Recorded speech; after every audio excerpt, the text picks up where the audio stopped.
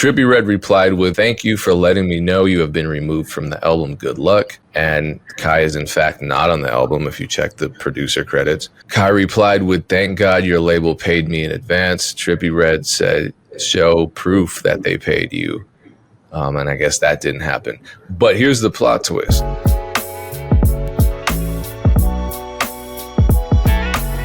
What's going down? It's the At Odds podcast, and everyone's favorite co-host is actually not here today, so we apologize in advance. It's just Payne and Dame. I don't know where is. Oh, Erin is running some massive event, so she's got a life. Sometimes Dame has a life. Sometimes Dame and Erin hang out while they're living their lives. Not me. You got a life too, Payne. Don't try to convince people otherwise. But you got. I got something. How are you, Dame? How are you this morning? Living your life. I'm doing good. Just went to a Dodger game last night. Actually, I don't even know if they won because we left in the 7th inning. But Mookie Betts hit a homer. I feel like every time we go to a Dodger game, Mookie Betts hits a homer. So I feel like we're Mookie Betts' good luck charm. So shout out to the Dodgers. Not sure if there are any Dodgers fans. Well, I'm not even sure if there's any baseball fans that watch this podcast. But before we get started, this episode, as in most episodes, are brought to you by Two Loss. Two Loss, the best music distributor in the game. Yes, I'm biased. I work for Two Loss. I'm the director of communications. But still, one of the reasons I joined is because I honestly believe it's the best music distribution platform out there. And you can check it out for yourself. Just use the promo code @odds and you can check it out for 3 months for free. So you can see what I'm talking about. I got a few conversations lined up this week, and sometimes not really with artists, but execs in the industry or not influencers, just important voices. And typically before I speak with them, I like to get them a walkthrough of the platform just so they can see what I'm talking about or what we will be talking about. And most of them are impressed, so this isn't a guarantee that you will be impressed, but I think it's a high likelihood that you will be impressed. So check it out. Let me know what you think. Twoloss.com, use the code @odds. Isn't it funny? You were about to say influencer, whereas I think 15 years ago you could have said, yeah, industry influencers, and now it means something completely different. Yeah, influencer sometimes has like a negative connotation, depending on how it's used. But, there's a lot of important voices in music, and these aren't people that just steal people's content and say whatever. These are people that dive. These are people that dive deep into particular topics. Actually, do the research, write articles, good newsletters. There's a gentleman by the name of Rob. I think it's Abelo.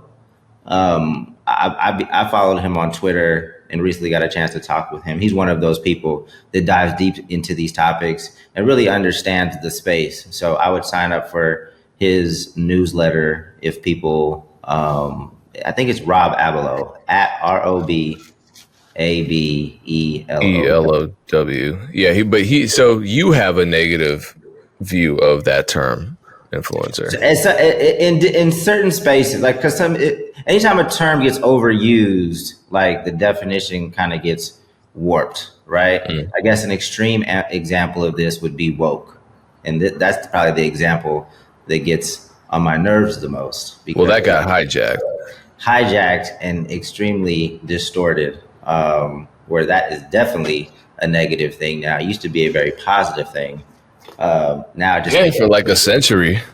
Now it just makes me cringe every time I see somebody use it in a particular way.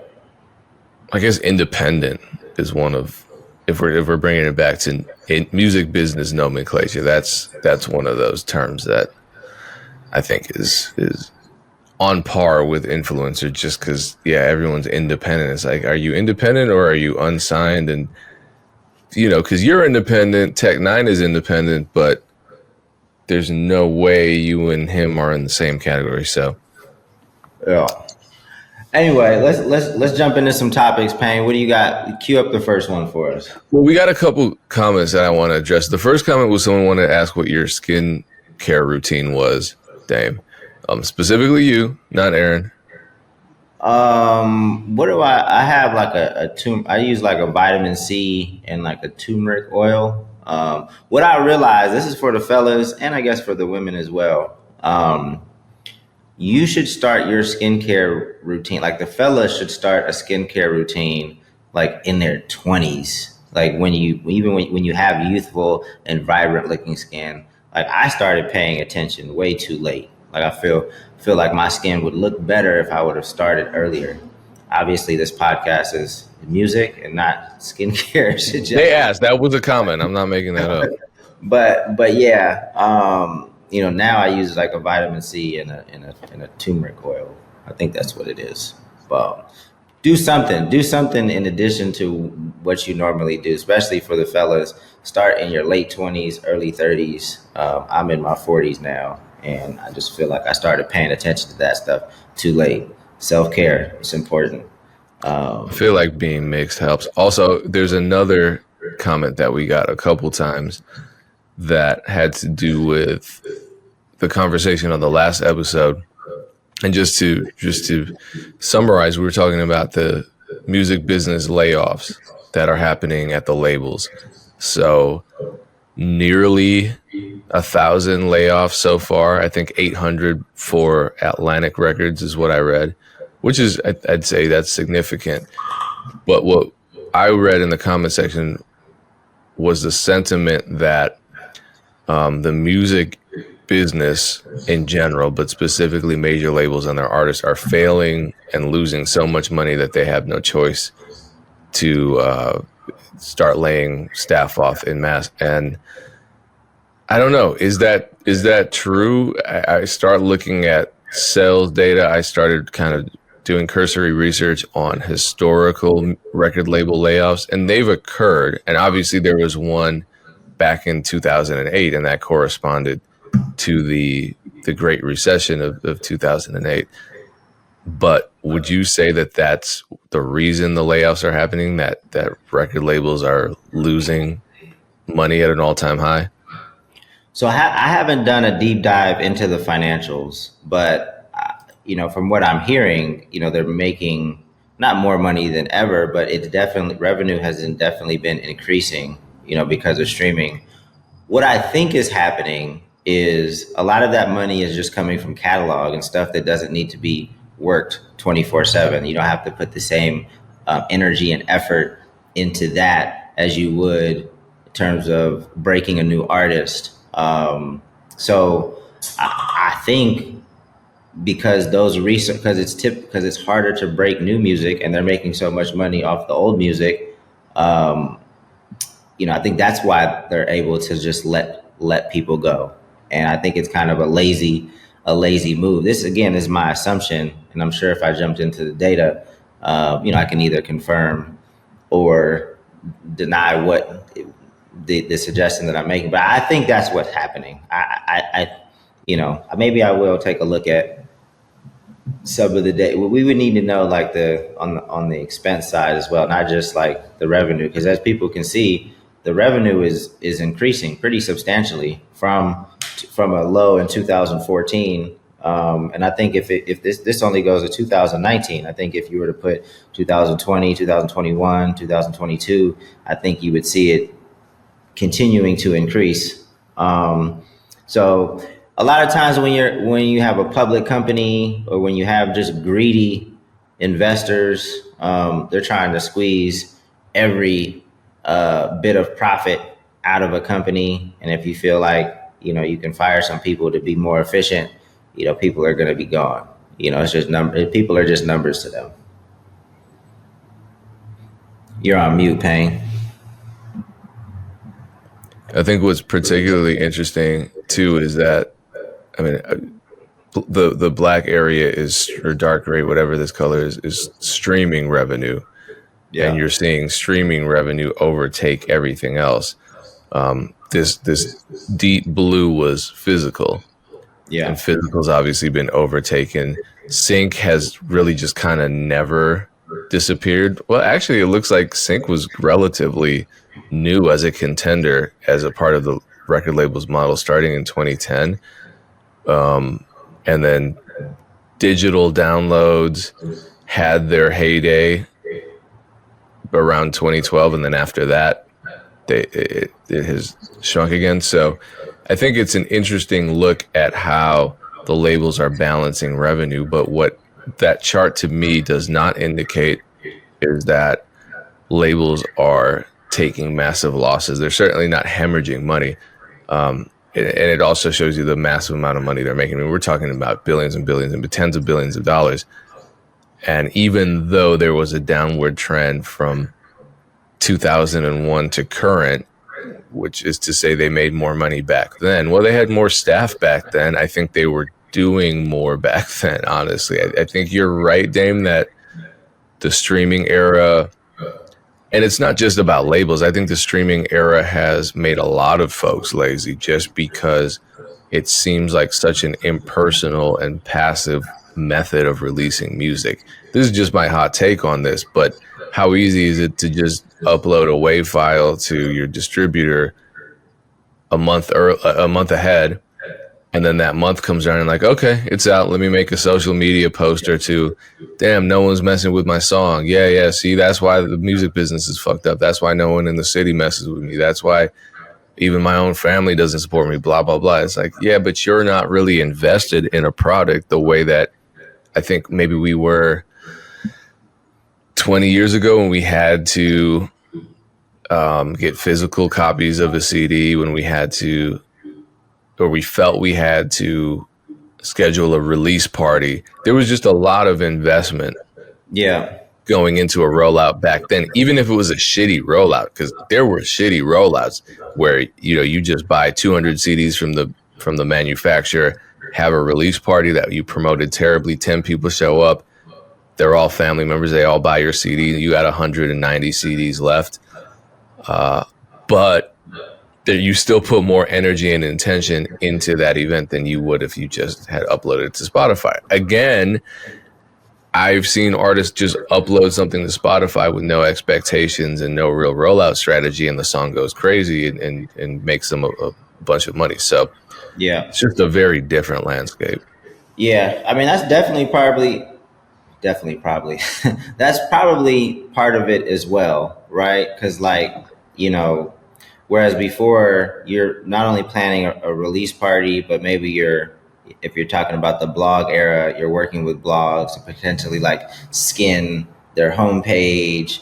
You're just doing a lot more elaborate things. Whereas now it's probably like, okay, if it's a hip hop song, we got access to Rap Caviar. It's going to go to Rap Caviar. We're going to put some money behind some Facebook, Instagram ads. We're going to tell the artist to get, you know, start doing stuff on TikTok. Unless you're a UMG artist, you're not on TikTok anymore. But it's, you know, there's fewer levers to pull, and you got to move on to the next one so fast, right? So it's just probably more formulaic as opposed to getting more creative around rollouts.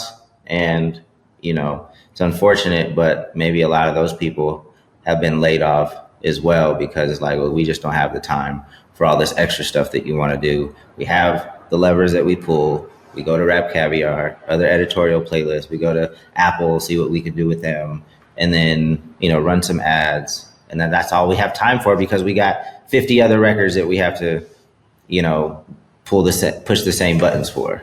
So, yeah, I think we just have to acknowledge that it's a very different music business right now, and the major labels, I don't think, are the final metric by which we should measure the health of the entire music business. Because as you saw with technology changing, that corresponded to a loss of revenue from the majors on that chart. You know, granted, the economy was a part of it too, but when streaming came out, when Napster came out, when the MP3 came out, they were scrambling. So we can't look at them as though they're the all-knowing, all-seeing entities that set the pace. They don't set the pace. At one point they did, because all the power was concentrated, but it became a little decentralized with the internet era. And so looking at what the labels are doing, they're scrambling a lot of the times. They're struggling like everybody else to figure out the landscape. So I think it's dangerous for, like, what people do all the time. They look at the record labels doing something and say, see, yeah, that's why we're all out here fucked up. And it's like, you're not signed, bro. You're in a very different space in these labels and these major artists. But, you can fit these numbers to whatever narrative you want. And I think the narrative is music is trash now because I don't like it. Therefore, that's why the layoffs are happening. And it doesn't really matter what the truth is. Yeah. I mean, I guess a kind of a silver lining, and I don't know if this is happening in mass, but it's definitely happening here and there, because we've had some conversations with people that have left majors, or maybe some people that are still with majors that want to start something on their own and kind of use Two Loss as their distribution partner, because they want to take they have a lot of passion and they really care about the artist, really care about the music, and they want a distribution partner to work with to continue to put out artists independently. So we've had several of these conversations in the past week. So, I really don't care what happens with major record labels. Unfortunately, when something happens bad, well, I guess unfortunately and fortunately, usually when it's bad, it's kind of good for us. So I feel bad for the people that it directly affects, and I don't like, that people get laid off in mass like that. But like, I always think it's going to be a net positive, because there's resources like Two Loss that people can leverage, and still continue to build, still service artists, and still do some creative things. So I look forward to partnering with a lot of those individuals, and ultimately hearing what kind of comes out from the artists that they're supporting. So, well, speaking of labels not necessarily knowing what they're doing, you're somewhat aware of the Trippie Redd and MGK EP's rollout and the story surrounding that, right? Yeah, you sent it. I mean, yeah, but give people a kind of the. Well, it's wild. I'll give you the whole synopsis. I'm going to sound like a teenager talking on the phone to their friend in the mid '90s, but Trippie Redd and MGK just dropped a new album called Genre Sad Boy EP. It's 10 songs. And it looks like a producer on the project. We'll just call them Kai. Kaizen 2K, but we'll call him Kai for short, because I'm cool. Didn't know that their beat was on the project, and they tweeted, "The way I just learned I have a beat placement in this morning," I guess it was supposed to say on this morning, "and I know it's about to be the worst song I've ever heard," referring to their track on the MGK and Trippie Redd EP. And honestly, the Trippie Redd and MGK EP was a surprise to me. I didn't know they were working together. Kai followed up by posting their SoundCloud link saying, "Listen to the music that I make that I actually like." So further declaring their genuine dislike for what they imagine this album with MGK and Trippie Redd is going to sound like, which to me is already kind of not necessarily a red flag, but I'm dropping a pin on that one, because didn't Kai knowingly send beats out to these managers or artists, and then to all of a sudden be appalled that the beat got picked for the project? It just kind of seems a little strange. But stranger things have happened. Maybe they have a manager, maybe that's happened to me, so I'm not entirely discounting this. And it seems real because, number one, labels have been consistently dropping music without handling agreements, without handling clearances for features, beat samples. A February 2024 article in Billboard by Elias Late confirms this. And that was the conversation we had about Travis Scott's producers not having fully executed contracts from the Utopia album, which dropped about a year ago. That included features too. And I also interviewed Eastbound, coincidentally, who produced Travis Scott's hit song Antidote, and he told me that once they dropped the track, the sample still wasn't cleared, so they had to clear it after the fact. So this is real. I've been knowing this since 2008, but a lot of people don't know that this happens all the time in the music business. They're like, a label can't act without everyone knowing. The label can't drop something without the producers being paid and without the contracts being signed. Now, they do it all the time, every damn day. It's happening right now as I speak. So this feels real. And then the fact that Kai took that opportunity, because the tweet got a lot of attention, the fact that Kai took the opportunity to promote other music of theirs, that also made it seem real. Because why, if the plot twist that's coming isn't true, why would they do this? So Trippie Redd replied with a "Thank you for letting me know you have been removed from the album. Good luck." And Kai is in fact not on the album if you check the producer credits. Kai replied with "Thank God your label paid me in advance." Trippie Redd said, "Show proof that they paid you." And I guess that didn't happen. But here's the plot twist. Kai then posted a social media strategy allegedly written by Interscope and 10K Projects that scripted out the whole Twitter conflict. And so let me show you that. Did you see the document, Dame? Yeah. All right, I want to get your thoughts on what you think about its authenticity. So this is the document here. And you can see that it has an official letterhead on the top, 10K Projects, Interscope, Geffen, A&M. Genre Sad Boy 2024 rollout instructions for redacted March 25th, blah, blah, blah. And it shows verbatim what the tweets are going to say, how the exchange is going to go down. And what it looked like to me was Kai was getting a ton of negative attention that they didn't feel like they deserved. You sign up for something and suddenly you're just getting totally eaten up by Trippie Redd and MGK fans. And you're like, man, this is too much. I'm just going to expose this. But Trippie Redd called it fake, denied that his label ever paid for anything, either the beat or a fake Twitter beef to help promote the album. I don't know. Does the document look real to you? Not really. I don't. But I have no. I mean, I don't know. I just think. I mean, have labels started fake beefs before? Sure.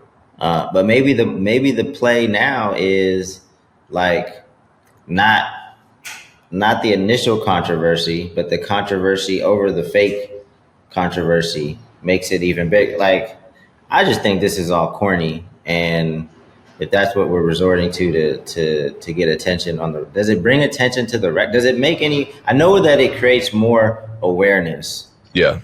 But does it drive streams, or does it just get people clicking and trying to see what's real, what's not real? And I have no. I think stuff like this is extremely corny. I think it works in this era because a stream is so non-committal, right? And a lot of people love to hate listen. But if his song is not on the record, I mean, if anything, maybe you might want to listen to the song to see if the producer has see if you agree with the producer on it being trash. But you're telling me that the song's not even on the album. Yeah, I mean, that part is a red flag. I would honestly, you might disagree with me, Dame. I would actually give the label some credit, at least for a unique rollout strategy, because it's not just them saying, all right, go on TikTok, Trippie Redd, and do a dance, and all right, MGK, get Megan Fox to do some TikToks, or you know what I mean?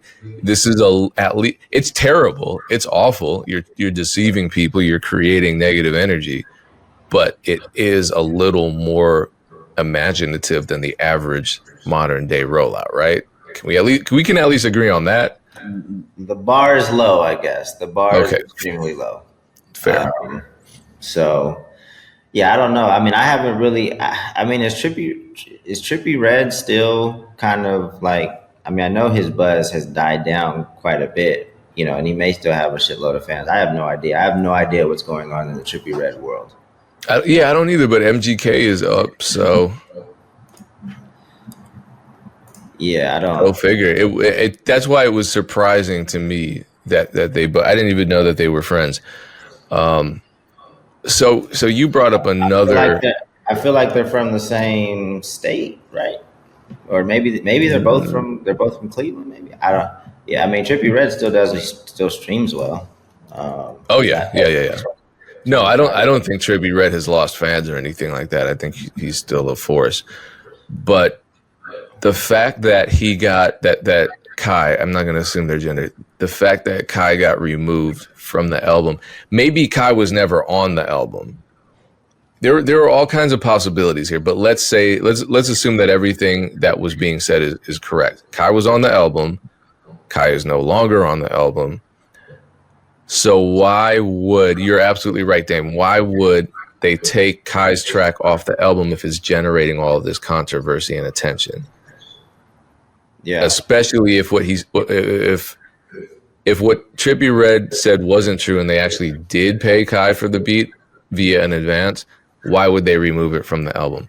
So that part doesn't seem real. What also doesn't seem real is that given all the producers on the project, and there are a lot of big producers on the project with pretty huge social followings. I'd say Cody from Internet Money is the big example of a producer with a lot of social media reach. And then there's also Ronnie J. There are a lot of producers on this project that have followings. Why would they recruit Kai out of all of them? And no disrespect to Kai, I'm going to jump into Kai's music because I'm just intrigued. So maybe this is Kai's just marketing strategy, and it's working on me. But Kai doesn't have a huge following on social media, and why would it be scripted and targeted for Twitter of all platforms? I mean, is Twitter really the move nowadays? Don't you think Instagram would be a better option for that demographic? I think for communicating back and forth, like Twitter is the best platform for Yeah, that. it could be. If everybody's on Twitter, you know, But somebody with 5,000 followers or 6,000 followers, do you think the label would? I don't know. I don't know. I mean, just speaking generally though to independent artists out there that are thinking of creative ways to get their music out there, if you go the controversy route, I guess, I'm not a fan of that. Although, obviously I used to work with Hobson and he was like king of controversy. I was never a huge fan of just kind of leaning into that. Well, that wasn't strategic. You were trying to put fires out when Hobson would go rogue, right? Yeah, well, I mean, it was strategic on his part. It was never me. It was never me saying, "Hey, you should piss this person off." It typically was like finding out who he was going to piss off and then trying to course correct if it was somebody that I felt like was going to be, going to cause huge problems that maybe we weren't ready for, or definitely Hop wasn't ready for. So yeah, I would just prefer a more positive rollout. I understand that that's not always the most effective things. A lot of times, leaning into negativity produces, a fire, and ultimately, you just want some attention. But just know that, when you do negative things to create attention, it will close some doors, like to potentially people that you want to work with down the road. Like some people are going to look at that and be like, "Oh, this is just a fire starter. We don't really want a part of that." So just know that, and you won't know what door it's going to close. It's just these people may not reach out to you, or you may not get a response, and you may not know why. But you may not care. At this point, you might be like, "Hey, I'm not getting any other kind of traction. I might as well stir up the pot and do something crazy." So, yeah, I think a lot of people. I mean, I'm someone that's definitely called out a lot of people, and everything I said was factual in my career. I thought it was justified anger. However, it wasn't the best strategy for me long term. Based on my career goals, it wasn't great to be the hothead. And it's not just the way I was looking at it. There's a very well-known person in the music business with a lot of influence now that did me wrong, and I called it out way back. And I stand on everything I said. It was just that it wasn't just that I burned a bridge with that individual. It was that they have other bridges connected to their bridge. And Yeah. so there's some those additional bridges caught fire. Do you think? I think this part's funny though. Do you think that I've communicated with labels. Do they send out? I've never been a part of something like. Actually, I have been a part of something like this. I'll tell you in a second, but nothing this scripted. Would they send an official Interscope 10K project letterhead? That seems weird. Yeah, definitely. It definitely feels weird. And just to have document, I mean, they might document it, but like, this probably They would text you. this would be or like a conversation, like, Yeah. and to tell you exactly what to write. Did it cut? I didn't check. Was it exactly what was written on the paper that ended up being tweeted? Yeah. Yeah, verbatim. Like word for word, even the punctuation. Well, they said you can post any one of the 3 following prompts. Yeah, I don't. Oh wow! Hold on, I'm being derelict. Let me share this again because this is funny. It's graphic. Do you think that? Look at this. The way I just learned I produced on this album this morning, I know it's going to be awful. That was the one that Kai went with, kind of embellished a little bit. But my homie produced this, and I know it's going to be the worst album of 2024. Who is the homie? So now this is weird. This is found out that I have credit on this project. This is going to suck dick. Wow. But the second one is weird. My homie produced on this because this one is all about Kai producing the track. So is this one. But the middle prompt, my homie produced this. Who is that for? That doesn't make sense.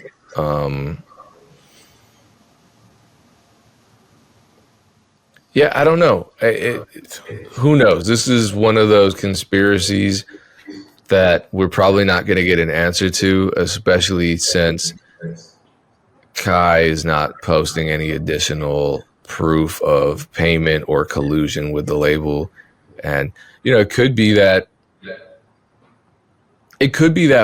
one or more parties weren't even aware that this was going, but it was a plan. Or it could just be that this happened and the labels either had nothing to do with it or decided since it was happening that they were going to take advantage of it and were egging MGK and Trippie Redd to respond on Twitter because it was drumming up good attention. This happened to me actually, and if anyone was paying, and again, I spoke on it, I played into it, I shouldn't have. So if you followed me on social media, specifically Twitter, you might have seen this. You might know what I'm talking about. Years ago, there was a song that had a big rollout, and then some weird stuff happened in the process that delayed and changed things. And when the final song dropped, it wasn't the same as the original version. And so there were some people that were upset, and the artist behind the song appeared to be tweeting about how he was upset about the release and then blaming the producers, i.e. me and a couple others who were involved. So they tweeted, the rapper tweeted they were going to run a contest to replace the beat for a certain amount of money that was more than the labels paid us. So I tweeted, I was like, wait a minute, hold up. Wait, nah, you're not, what? Then I find out after the fact that wasn't even the rapper sending out those tweets. There was no contest. It was just meant to drum up, I guess, attention. Or I don't know what the end game was. There was no contest. The song didn't get replaced. It was a hit song. People dealt with it. It just, I guess, in their minds, and I don't know if the label was involved or if it was the management team.